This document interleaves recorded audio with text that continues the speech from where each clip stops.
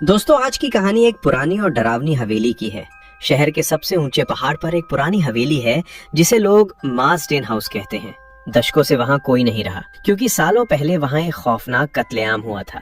लोग इसे शापित घर मानते थे। एक रात रिचर्ड स्ट्राइकर नाम का एक अमीर बिजनेसमैन इस घर में रहने आया। सब हैरान थे कि इतना पैसा होने के बावजूद उसने इस पुरानी और बदनाम जगह को क्यों चुना। शक तब और बढ़ गया जब उसने आधी रात को एक कार्गो कंपनी से एक बहुत बड़ा लकड़ी का बक्सा मंगवाया। डिलीवरी करने आए लड़कों को सख्त हिदायत थी कि काम सन्नाटे में ही होना चाहिए। बक्सा उतारते वक्त एक मजदूर से गलती हो गई और बक्सा जमीन पर गिर पड़ा। गिरते ही बक्से का एक कोना टूट गया और उसमें से अजीब सी काली मिट्टी निकलने लगी। मजदूर डर गए, लेकिन तभी उनमें से एक को बक्से के अंदर से अपना नाम सुनाई दिया। वो हिप्नोटाइज होकर बक्से की तरफ खींचा चला गया। तभी वहाँ ऐसा कुछ हुआ कि वे लोग बक्सा तहखाने में छोड़कर भागे और दरवाजा बंद हुआ। बक्से का ढक्कन धीरे से खुला। अंदर से एक बेहद खौफनाक चेहरा बाहर निकला। उसे भूख लगी थी, लेकिन ये बच्चों को नहीं खाता जैसा एप्स्टाइन फाइल में चल रहा है। अगले दिन स्ट्राइकर अपनी कार लेकर शिकार की तलाश में निकला। उसकी नजर स्कूल से घर लौट रहे दो भाइयों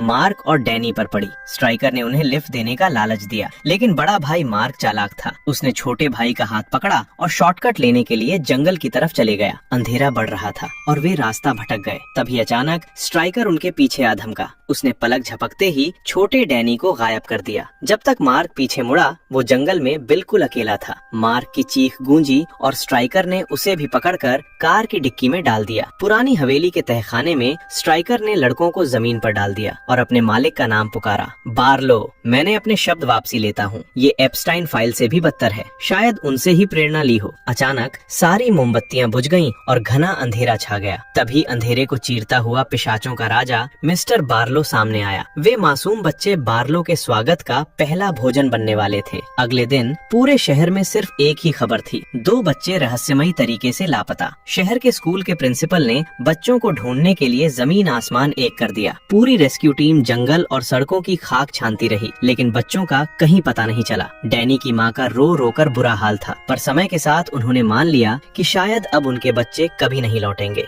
लेकिन एक रात कुछ अजीब हुआ। बड़ा भाई मार्क अपने कमरे में लेटा था। तभी उसे खिड़की के बाहर से छोटे भाई डैनी की आवाज सुनाई दी। मार्क भागा भागा आंगन में गया, जहाँ उसे डैनी का माउथ ऑर्गन जमीन पर पड़ा मिला। सन्नाटे में अचानक वहाँ रखा झूला अपने आप हिलने लगा, जैसे कोई उस पर बैठकर झूल रहा हो। चारों तरफ घना कोहरा था और डैनी कहीं दिख नहीं रहा था, बस उसकी धीमी आवाज सुनाई दे रही थी।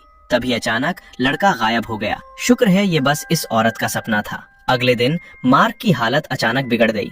जो लड़का कल तक बिल्कुल ठीक था, उसे भयानक एनीमिया हो गई। ये कौन सा रोग होता है, कमेंट में बताओ। शरीर का सारा खून जैसे गायब हो गया था। डॉक्टर उसे खून चढ़ा रहे थे, लेकिन मार्क की प्यास बुझ ही नहीं रही थी।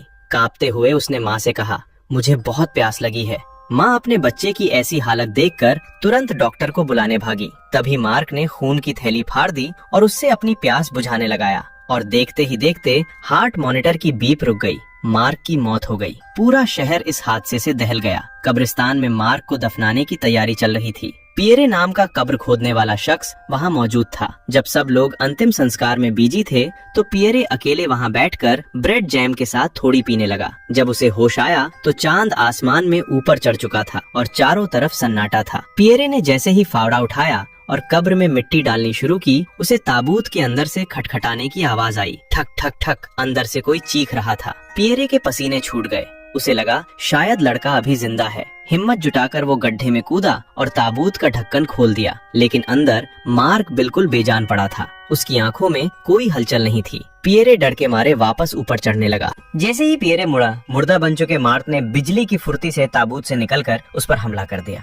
पियरे की चीख भी बाहर नहीं निकल पाई और वो भी शायद उसके साथ दफन हो गया। अगले दिन जब स्कूल के प्रिंसिपल थकान मिटाने के लिए एक बार में पहुंचे, तो उनकी नजर कोने में खड़े पियरे पर पड़ी। पियरे का चेहरा बिल्कुल सफेद पड़ चुका था, जैसे उसके शरीर में एक बूंद खून ना बचा हो। प्रिंसिपल उसे पहचानते थे, लेकिन आज पियरे की आंखों में वो पुरानी चमक नहीं, बल्कि एक अजीब सा अंधेरा था। प्रिंसिपल साहब पियरे की हालत देखकर दंग रह गए। पियरे थर थर कांप रहा था। उसका शरीर बर्फ जैसा ठंडा था। उसे लगा शायद अंतिम संस्कार की थकान और सदमे से वो बीमार हो गया है। इंसानियत के नाते प्रिंसिपल उसे अपने घर ले आए ताकि सुबह उसे डॉक्टर को दिखा सके। रात में जब प्रिंसिपल पियरे को सर्दी की दवा देने लगे तो उनकी नजर अचानक पियरे की गर्दन पर पड़ी। वहाँ दांतों के 2 गहरे निशान थे। देखते ही प्रिंसिपल का माथा ठनका। उन्हें बचपन में सुनी वैम्पायर्स की कहानियां याद आ गईं। उन्हें एहसास हुआ कि शहर में कुछ बहुत बुरा हो रहा है। अभी प्रिंसिपल कुछ समझ पाते उससे पहले ही पियरे की आंखें अंगारे जैसी लाल हो गईं। वो अब इंसान नहीं, एक वैम्पायर बन चुका था। उसने प्रिंसिपल पर हमला कर दिया। हाथापाई में प्रिंसिपल सीढ़ियों से नीचे गिर गए और बुरी तरह चोटिल हो गए। उन्होंने हिम्मत जुटाकर पास रखे क्रॉस को पकड़ा और चिल्लाकर कहा, मैं तुम्हें अपने घर में आने का निमंत्रण वापस लेता हूँ, बाहर निकलो। वैम्पायर हवा में उछला और घर से बाहर फेंक गया, क्योंकि बिना इजाजत वैम्पायर किसी के घर में टिक नहीं सकते। दूसरी तरफ मरा हुआ छोटा भाई डैनी भी अब पूरी तरह एक वैम्पायर बन चुका था। वो रात के अंधेरे में अपने दोस्त लिटिल ब्लैक की खिड़की पर पहुंचा। लिटिल ब्लैक की आंखें कमजोर थीं, उसे धुंधला दिख रहा था। डैनी ने अपनी काली शक्तियों से उसे हिप्नोटाइज कर लिया। बेचारा लिटिल ब्लैक समझ ही नहीं पाया कि उसका दोस्त अब एक शैतान है। उसने डैनी के कहने पर धीरे से खिड़की खोल दी और मौत को अंदर बुला लिया। डैनी उसके पास धीरे धीरे बढ़ा ताकि उसे भी वो वैम्पायर बना सके, लेकिन तभी जीसस ने अपनी शक्तियों से उसे बचा लिया। कमेंट में बताएं आप किस गॉड को मानते हो या किस धर्म को फॉलो करते हो। अगले दिन जब डॉक्टर शहर में निकले तो खबर मिली कि डैनी की माँ की भी भयानक एनीमिया से रात में मौत हो गई है। डॉक्टर को दाल में कुछ काला लगा। वे तुरंत प्रिंसिपल के घर पहुँचे तो देखा वहाँ सब तहस नहस पड़ा था और प्रिंसिपल घायल थे। प्रिंसिपल ने हांफते हुए सबको सच बताया, ये कोई बीमारी नहीं है, हमारे शहर पर पिशाचों ने कब्जा कर लिया है। डैनी, पियरे और अब उसकी माँ सब उनके गिरोह में शामिल हो चुके हैं। प्रिंसिपल साहब ने सबको समझाया कि वैम्पायर्स को क्रॉस, सफेद गुलाब और लहसुन से नफरत होती है। ये तो इंडियंस को भी अच्छे से पता है, लेकिन जब वे दुकान पर पहुंचे तो पता चला कि शहर के सारे सफेद गुलाब उस रहस्यमयी स्ट्राइकर ने पहले ही खरीद लिए हैं। अब ये साफ था कि स्ट्राइकर उस पिशाचों के राजा बार्लो का दाहिना हाथ है। प्रिंसिपल को शक था कि डैनी अपनी कब्र से बाहर निकल चुका है। उन्होंने कब्र खोदने की बात की, लेकिन एक गौरी महिला ने मना कर दिया। उसने कहा, मरने वालों का अपमान मत करो, डैनी की माँ भी मुर्दा घर में है, चलो रात को वहीं देखते हैं कि क्या वो सच में जी उठती है। तय हुआ कि रात को मुर्दा घर में नजर रखी जाएगी, तब तक स्ट्राइकर की पुरानी हवेली की छानबीन की जाए। उधर साहसी लड़का लिटिल ब्लैक अपने दोस्त को बचाने के लिए अकेले ही उस पुरानी हवेली के तहखाने में पहुंच गया। वहां उसे प्रिंसिपल साहब मिले। अभी वे फुसफुसा ही रहे थे कि अचानक तहखाने का भारी दरवाजा धड़ाम से बंद हो गया और बाहर से ताला लग गया। अंधेरे में प्रिंसिपल ने मोमबत्ती जलाई। वे बाहर निकलने का रास्ता ढूंढ ही रहे थे कि पास रखे एक ताबूत से एक दुबला पतला काला हाथ धीरे से बाहर निकला। पक्का ये मेरी क्रश का हाथ है, जिसने मुझे रिजेक्ट किया था, मार्को भैया को। अंदर से डरावनी आवाजें आने लगी, मार्क लाइट बुझा दो। तभी मोमबत्ती फड़फड़ाने लगी और प्रिंसिपल का दिल भी। अचानक प्रिंसिपल के पीछे वैम्पायर प्रकट हुआ और धड़ाम अंधेरा कायम रहे। इधर बच्चे को भी किसी ने पकड़ लिया। दृश्य बदलता है मुर्दा घर की ओर, जहाँ लिंडा और उसके साथी सूर्यास्त का इंतजार कर रहे थे। जैसे ही सूरज डूबा, डैनी की माँ के शव पर ढकी सफेद चादर सरकने लगी। लिंडा को पहले तो यकीन नहीं हुआ। वह औरत अब एक वैम्पायर बन चुकी थी। डर के मारे औरत ने 2 स्टिक से एक क्रॉस बनाया और उस क्रॉस में जीसस की शक्ति आ गई। लेकिन तभी ये हुआ, कभी कभी जुगाड़ फैल हो जाता है। वो दहाड़ती हुई लिंडा की ओर झपटी। घबराहट में लिंडा ने उस पर चाकू से वार किया, लेकिन वैम्पायर को न दर्द हुआ न खून निकला। मौका पाकर वैम्पायर ने लिंडा की गर्दन पर दांत गड़ा दिए और उसका खून चूसने लगी। तभी पास खड़ी सोफी ने जल्दी से लकड़ी के 2 टुकड़ों को जोड़कर एक मजबूत क्रॉस बनाया और उसे वैम्पायर के सामने कर दिया। क्रॉस की शक्ति देख वो चुड़ैल जैसी औरत चीखती हुई पीछे हट गई। समय बहुत कम था। लिंडा तड़प रही थी। उसने सोफी से अपना बैग लाने को कहा ताकि वो घाव को साफ कर सके। सोफी ने जल्दी से अपना सामान निकाला, लेकिन उन्हें पता था कि अब पूरा शहर एक कब्रिस्तान बनने वाला है। मुर्दा घर में हमले के बाद सोफी ने जल्दी से लिंडा को इंजेक्शन लगाया ताकि संक्रमण न फैले। उधर मार्क हाथ में क्रॉस लेकर बाइबल की आयतें पढ़ने लगा। शुक्र है कि क्रॉस ने काम किया और पिशाच पीछे हट गए। वे सब तुरंत प्रिंसिपल के घर भागे, लेकिन वहां का नजारा देखकर उनके होश उड़ गए। घर की छत पर 2-3 पिशाच बैठे थे और उनकी आंखें अंधेरे में चमक रही थी। सबको समझ आ गया कि प्रिंसिपल साहब के साथ कुछ अनहोनी हो चुकी है। वे भागकर चर्च पहुंचे और पादरी को सब बताया। पादरी पहले तो हंसने लगा, लेकिन जब उसने याद किया कि पिछले कुछ दिनों में अचानक कितनी मौतें हुई हैं, तो उसका चेहरा सफेद पड़ गया। तभी चर्च का दरवाजा धड़ाम से खुला और लिटिल ब्लैक अंदर आया। उसने एक डरावना खुलासा किया। प्रिंसिपल साहब अब वैम्पायर बन चुके हैं। उसने बताया कि स्ट्राइकर ने उसे पुराने घर में लटका दिया था ताकि रात को बॉस बार्लो उसे खा सके। लेकिन लिटिल ब्लैक ने मौका पाकर रस्सियां खोल ली और लोहे की रॉड से स्ट्राइकर का काम तमाम कर दिया। पता चला कि स्ट्राइकर इसलिए साथ दे रहा था क्योंकि बार्लो ने उसे पूरे शहर का तानाशाह बनाने का लालच दिया था। पिशाचों का प्लान था, पहले एक शहर, फिर दूसरा और फिर पूरी दुनिया पर कब्जा। सूरज ढलने में सिर्फ 2 घंटे बचे थे। पादरी ने सलाह दी, अपने करीबियों को जल्दी चर्च ले आओ क्योंकि वैम्पायर पवित्र जगह के पास नहीं आ सकते। सब अलग अलग गुटों में बट गए। लिटिल ब्लैक शहर के पुराने शेरिफ के पास गया ताकि वो लोगों को बचा सके, लेकिन शेरिफ इतना डर चुका था कि वो शहर छोड़कर भागने की तैयारी कर रहा था। उसने ब्लैक से कहा, बेटा यहाँ से भाग जाओ, बार्लो कोई मामूली शैतान नहीं है। उधर मार्क अपनी गर्लफ्रेंड सोफी के घर पहुंचा। मार्क अनाथ था, उसका कोई परिवार नहीं था, इसलिए वो सोफी और उसकी माँ को बचाना चाहता था। लेकिन जब वो वहाँ पहुँचा तो सोफी की माँ के हाव भाव बदले हुए थे। उसने मार्क से कहा, बेटा हमें भागने की जरूरत नहीं है, मुझे एक ऐसा आका मिल गया है जो हमें इतना पैसा और ताकत देगा कि हमने कभी सोचा भी नहीं था। मार्क समझ गया कि लालच और डर ने सोफी के घर में भी घुसपैठ कर ली है। अंधेरा होने वाला था और असली शिकारी बाहर निकलने को तैयार थे। सोफी की माँ पूरी तरह लालच में अंधी हो चुकी थी। उसने बार्लो के साथ एक सौदा किया था, वो दिन में बार्लो की रखवाली करेगी और बदले में उसे बेशुमार दौलत मिलेगी। मार्क अभी कुछ समझ पाता उससे पहले ही अंधेरे से एक साया निकला और सोफी की गर्दन पर झपट्टा मार दिया। सोफी की माँ अब बार्लो की वफादार नौकरानी बन चुकी थी। दृश्य बदलता है लिटिल ब्लैक के घर की ओर। पादरी उसके माता पिता को समझा रहे थे कि खतरा बहुत बड़ा है, लेकिन लिटिल ब्लैक के पिता को इन बातों पर यकीन नहीं था।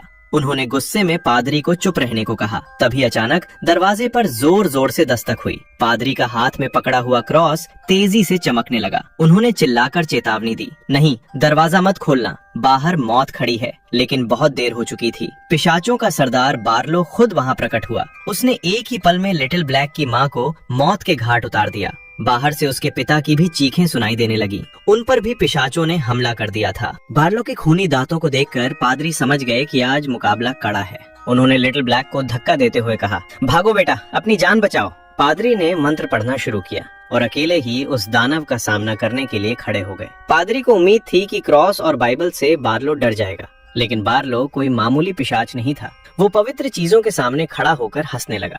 पादरी की आखिरी चीख सुनकर लिटिल ब्लैक बेतहाशा भागा और पास की एक पुरानी गुप्त झोपड़ी में छिप गया। बाहर सन्नाटा छा गया था, लेकिन तभी उसे अपने उन दोस्तों की आवाजें सुनाई दी जो अब इंसान नहीं रहे थे। वे सब अब पिशाच बन चुके थे और झोपड़ी के बाहर उसे पुकार रहे थे, बाहर आओ दोस्त, हमें बहुत प्यास लगी है। लिटिल ब्लैक समझदार था। उसने घर के सारे दरवाजे और खिड़कियां बंद कर ली। नियम साफ था, पिशाच बिना बुलाए घर में नहीं घुस सकते। दूसरी तरफ मार्क अपनी प्रेमिका सोफी को लेकर चर्च पहुंचा, लेकिन जैसे ही सोफी ने कदम रखा, दीवार पर लगा क्रॉस सोने की तरह चमकने लगा। साफ था कि सोफी अब इंसान नहीं रही, वो एक पिशाच बन चुकी थी। मार्क मानने को तैयार नहीं था। वो जिद कर रहा था कि सोफी को इंजेक्शन लगाया जाए, लेकिन लिंडा ने चिल्लाकर कहा, मार्क, अब बहुत देर हो चुकी है, इसे आजाद करने का एक ही रास्ता है, इसके सीने में लकड़ी का खंभा उतारना होगा। इसी खींचतान के बीच सोफी अंधेरे में गायब हो गई। मार्क ने उसका पीछा किया, लेकिन सड़कों और छतों पर पिशाचों की फौज खड़ी थी, जिसे देखकर वो तुरंत वापस चर्च की तरफ भागा। लेकिन उसके पीछे एक वैम्पायर पड़ा हुआ था। लिंडा ने उसकी तरफ लकड़ी का खंजर फेंका। मार्क ने हिम्मत नहीं हारी और पिशाच पियरे के सीने में लकड़ी का खंभा उतार दिया। खंजर उतार दिया। अगली सुबह पूरा शहर कब्रिस्तान जैसा सुनसान था। मार्क और लिंडा जब लिटिल ब्लैक के घर पहुँचे तो वहाँ पादरी की लाश मिली। पास ही लिटिल ब्लैक का एक नोट था, बार्लो ने मेरे माँ बाप को मार दिया, अब मैं उसे खत्म करने जा रहा हूँ। लिटिल ब्लैक हाथ में नुकीली लकड़ी लेकर स्ट्राइकर की दुकान पर पहुंचा। वहाँ उसका सामना अपने पुराने दोस्त डैनी से हुआ। डैनी उस पर झपटा, लेकिन किस्मत से उसका सिर उस नुकीली लकड़ी से टकरा गया और वो ढेर हो गया। डैनी को अपने ही दोस्त के हाथों आजादी मिल गई। शाम होने वाली थी। मार्क, लिंडा और लिटिल ब्लैक शहर के पुराने ड्राइव इन मूवी थिएटर पहुँचे। वहाँ का नजारा अजीब था। मैदान कारों से भरा था, पर एक भी इंसान नहीं था। मार्क ने एक कार की डिक्की खोली तो अंदर सोफी गहरी नींद में सो रही थी। मार्क का हाथ कांप रहा था। वो अपनी प्रेमिका को नहीं मार सका। लिंडा ने जैसे ही खंभा उठाया तभी एक गोली चली, ठाएं। सोफी की माँ वहाँ आधमकी थी। वो पागल हो चुकी थी और अब भी पिशाच बन चुकी सोफी को अपनी बेटी मान रही थी। तभी सूरज डूब गया और सिनेमा की विशाल स्क्रीन के पीछे छिप गया। अचानक एक साथ सैकड़ों कारों की डिक्कियां खुली और उनमें से भूखे पिशाच बाहर निकलने लगे। पूरा मैदान पिशाचों से भर गया। मार्क चिल्लाया, भागो, रोशनी की तरफ भागो। लेकिन तभी एक पिशाच ने मार्क को दबोच लिया। मार्क चारों तरफ से पिशाचों से घिर चुका था। वो अकेले लकड़ी के खंभों से लड़ रहा था, लेकिन उनकी तादाद बहुत ज्यादा थी। तभी लिटिल ब्लैक को एक जबरदस्त आइडिया आया। उसने अपनी कार स्टार्ट की और पूरी रफ्तार से सिनेमा की उस विशाल स्क्रीन के खंभों से टकरा दी। धड़ाक! स्क्रीन के गिरते ही पीछे से छिपता हुआ सूरज सामने आ गया। जैसे ही सूरज की तेज रोशनी मैदान में फैली, वहाँ मौजूद सैकड़ों पिशाच तड़पने लगे और देखते ही देखते जलकर राख हो गए। चीखों से पूरा मैदान गूंज उठा। इसी अफरा तफरी में सोफी की माँ भी कार की चपेट में आ गई और उसकी मौत हो गई। सूरज ढलने वाला था और पिशाचों का राजा बार्लो अभी भी गायब था। तभी मार्क की नजर कोने में खड़े एक बड़े ट्रक पर पड़ी। उसे यकीन था कि बार्लो इसी के अंदर अपने ताबूत में छिपा है। मार्क और लिटिल ब्लैक ने मिलकर ताबूत को बाहर खींचने की कोशिश की, लेकिन वो बहुत भारी था और कस कर बंद था। मार्क जैसे ही लोहे की रॉड से ताबूत का ढक्कन खोलने लगा, अंदर से एक जोरदार झटके ने रॉड को छीन लिया। पूरा माहौल खौफनाक हो गया। तभी एक जबरदस्त धमाका हुआ और मार्क और लिटिल ब्लैक कई फीट दूर जा गिरे। उन्हें भागकर पास के एक छोटे से कैबिन में छिपना पड़ा। उसी पल अंधेरे से निकलकर सोफी मार्क पर झपटी। वो अब पूरी तरह एक दरिंदा बन चुकी थी। मार्क ने लकड़ी का एक टुकड़ा उठाया, लेकिन वो अपनी प्रेमिका पर वार नहीं कर पा रहा था। सोफी की आंखें खून की प्यासी थीं और वो मार्क का गला घोंटने लगी। भारी मन और आंखों में आंसू लिए मार्क ने आखिरकार हकीकत को स्वीकार किया। उसने पास पड़ी एक टूटी हुई कुर्सी का नुकीला कोना उठाया और पूरी ताकत से सोफी के सीने में उतार दिया। सोफी की चीख गूंजी और उसका शरीर शांत हो गया। मार्क ने अपनी मोहब्बत को हमेशा के लिए आजाद कर दिया था। जैसे ही मार्क ने सोफी के सीने में लकड़ी का खंभा उतारा, एक दिल दहला देने वाली चीख गूंजी। सोफी की लाल आंखें धीरे धीरे सामान्य हुई। उनमें वही पुरानी मासूमियत लौटी और मरते मरते उसकी आंखों से आंसू छलक पड़े। उसने आजादी की एक आखिरी सांस ली और शांत हो गई। बाहर मैदान में लिटिल ब्लैक अपनी जान बचाने के लिए टूटी हुई स्क्रीन के मलबे में छिपने की कोशिश कर रहा था, लेकिन पिशाचों का राजा बार्लो उसे ढूंढ चुका था। बार्लो अपनी काली ताकत के नशे में चूर था और लिटिल ब्लैक को दबोचने ही वाला था। तभी मार्क की दहाड़ गूंजी। लिटिल ब्लैक की मदद की पुकार सुनकर मार्क बिजली की फुर्ती से वहां पहुंचा। इससे पहले कि बार्लो अपनी जीत का जश्न मना पाता, मार्क ने पीछे से छलांग लगाई और एक नुकीला लकड़ी का खंभा पूरी ताकत से बार्लो की पीठ के आर पार कर दिया। धड़ाक! बार्लो के मुंह से एक खौफनाक चीख निकली और उसका विशाल शरीर राख में तब्दील होने लगा। पिशाचों का राजा खत्म हो चुका था। धीरे धीरे शहर के बाकी पिशाच भी दम तोड़ने लगे। सलेम शहर, जो कभी खुशहाल हुआ करता था, अब एक कब्रिस्तान बन चुका था। हजारों की आबादी वाला ये शहर अब सिमटकर सिर्फ कुछ 100 लोगों का रह गया था। इस तबाही ने इंसानों का असली चेहरा भी दिखा दिया। कुछ लोग लालच में बिक गए और कुछ ने डर के मारे अपनों को ही मरता छोड़ दिया। अंत में सिर्फ 2 ही लोग बचे जिन्होंने हार नहीं मानी, एक मासूम बच्चा लिटिल ब्लैक और एक अजनबी मार्क।